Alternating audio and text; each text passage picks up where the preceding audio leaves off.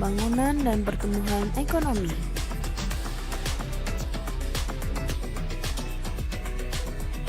Apa sih pengertian pembangunan ekonomi itu? Pembangunan ekonomi merupakan suatu proses yang bertujuan untuk menaikkan produk domestik bruto suatu negara atau daerah dalam jangka yang panjang. Kenaikan PDB tersebut lebih besar daripada tingkat pertumbuhan penduduk. Singkatnya, pembangunan ekonomi adalah suatu proses yang bertujuan untuk menaikkan PDB suatu negara atau daerah melebihi tingkat pertumbuhan penduduk.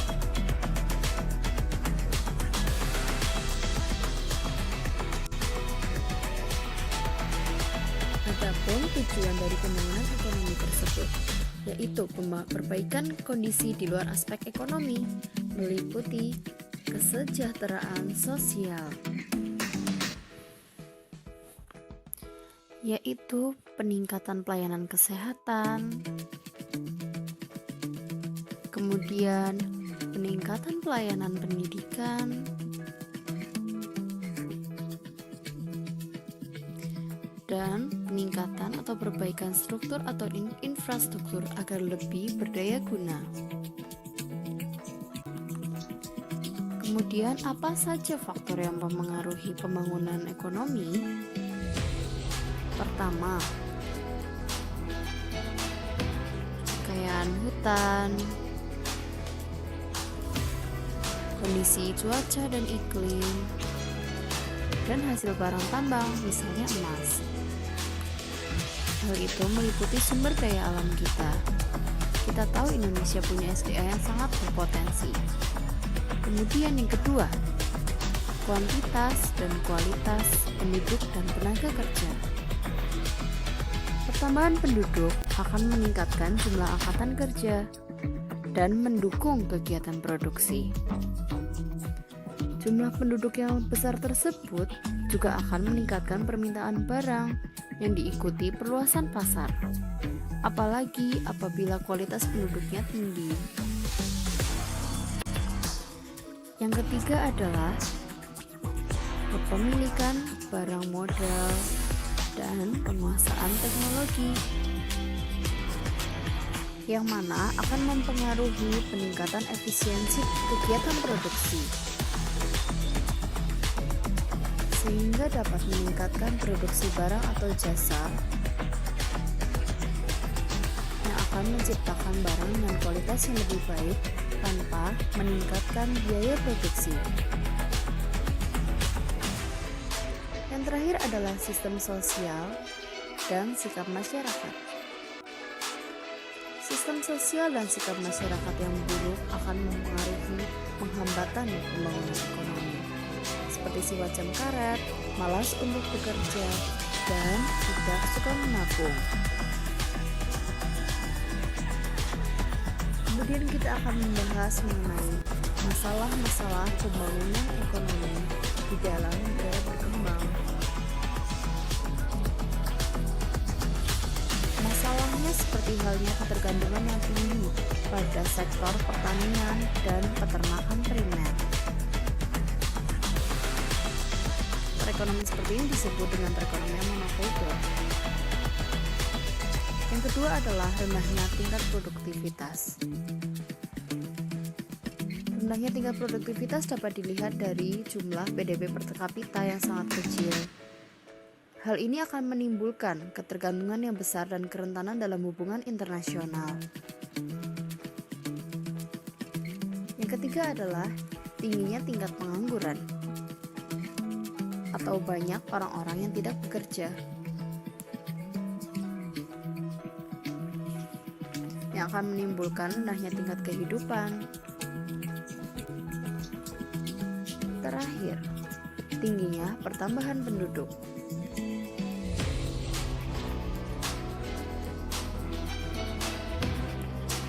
Kemudian kita akan membahas mengenai pertumbuhan ekonomi.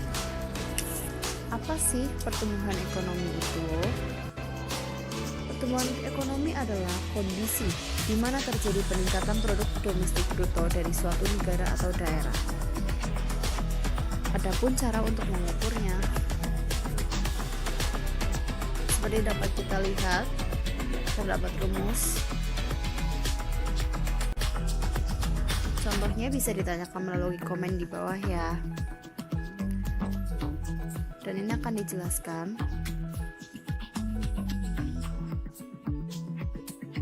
PDBRT adalah produk domestik bruto real periode tahun T.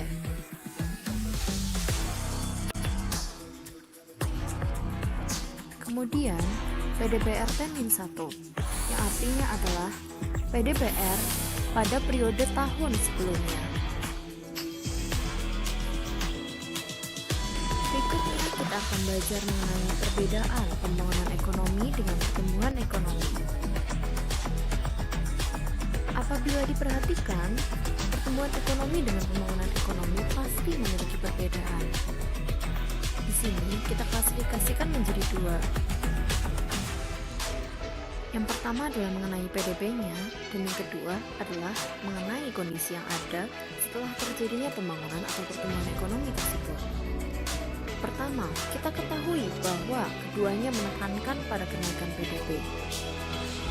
Dalam pembangunan ekonomi, disebut ada kenaikan jika laju kenaikan PDB melebihi kenaikan pertumbuhan penduduk. Apabila pada pertumbuhan ekonomi, ia hanya menekankan pada kenaikan PDB saja tanpa membandingkan dengan laju pertumbuhan penduduknya. Yang kedua adalah kita dapat melihat tentang kondisi yang ada setelah terjadinya pembangunan ekonomi dan pertumbuhan ekonomi. Di sini terdapat perbedaan di antara keduanya. Pada pembangunan ekonomi, tidak hanya menekankan pada pertumbuhan secara fisik, melainkan juga perbaikan kelembagaan, kondisi ekonomi, sikap, dan struktur yang ada supaya lebih berhasil guna dan berdaya guna. Di sini lebih memperhatikan pada kondisi sosial atau kesejahteraan sosial di dalamnya. Apabila pertumbuhan ekonomi hanya melihat dari infrastrukturnya, misalnya, negara tersebut mendapatkan PDB yang besar, kemudian uang tersebut digunakan untuk pembangunan berbagai infrastruktur. Tapi belum tentu masyarakat di dalamnya sudah memiliki kesejahteraan sosial yang baik. Hal tersebut belum dapat terjamin di dalam pertumbuhan ekonomi. Berikutnya, kita akan belajar mengenai teori pertumbuhan ekonomi. Di sini diklasifikasikan menjadi 4 bagian.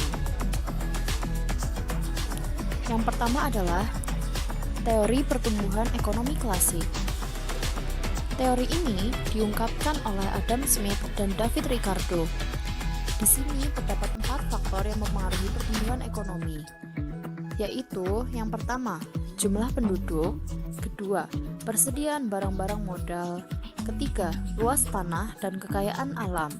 Yang keempat adalah penerapan teknologi di negara tersebut. Dari keempat faktor tersebut, para ahli ekonomi klasik menitik beratkan teorinya pada pertambahan penduduk dalam mempengaruhi pertumbuhan ekonomi. Di sini dibagikan menjadi 2 gambaran. Yang pertama adalah pertumbuhan ekonomi tergolong tinggi saat jumlah penduduk masih sedikit. Jadi pada saat itu persediaan barang modal cukup banyak dan tersedianya lahan masih luas. Sedangkan yang kedua, itu pertumbuhan ekonomi tergolong tidak berkembang atau sering kita sebut dengan stationary state. Berikutnya, kita akan belajar mengenai teori pertumbuhan ekonomi Schumpeter. Di sini, peranan pengusaha atau wirausahawan sangat penting dalam mempengaruhi pertumbuhan ekonomi. Hal inilah yang ditekankan oleh Schumpeter dalam teorinya. Kemudian, teori pertumbuhan ekonomi neoklasik. Berikut ini adalah beberapa pertumbuhan ekonomi dari aliran neoklasik tersebut. Yang pertama, teori pertumbuhan ekonomi Harold Domar. Yang kedua, teori pertumbuhan ekonomi Solow. Menurut Solow, pertumbuhan ekonomi tergantung pada perkembangan faktor-faktor produksinya. Jadi, hanya melihat pada sisi penawaran atau sisi produksi. Yang terakhir adalah teori pertumbuhan ekonomi Rostow. Teori ini sangat terkenal dan kita kenal menjadi beberapa tahap. Yang pertama adalah perekonomian tradisional. Perekonomian tradisional ini masih sangat sederhana.